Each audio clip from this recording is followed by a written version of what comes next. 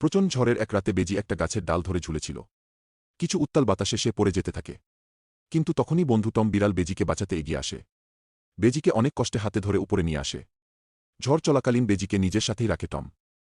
ঝড় শেষ হলে টম বেজিকে নিয়ে পাহাড় পাড়ি দেয়। বেজি ও তার পরিবারকে নিয়ে গভীর জঙ্গলের রাস্তা ধরে হাঁটতে থাকে।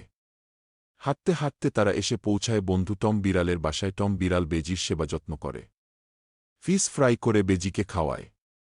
দুই বন্ধু অনেক গল্প করে। টম বেজিকে বলে চ্যানেলটাকে সাবস্ক্রাইব করতে। দুই বন্ধু একসাথে বনের মধ্যে খেলাধুলা করে। কিন্তু হঠাৎ একদিন কাল নাগিনী সাপ টম বিড়ালের বাসায় হাজির হয়। কাল নাগিনী সাপ টম বিড়ালকে ছোবল দিতে আসে। তখনই সাপের সাথে বেজির যুদ্ধ শুরু হয়। বেজির আক্রমণে সাপ একদম নাকানি চুবানি খায়। শেষমেশ সাপ নিজের জীবন নিয়ে পালায় এবং টম বিড়াল বেজিকে ধন্যবাদ দেয়। ভালো লাগলে সাবস্ক্রাইব করো বন্ধুরা।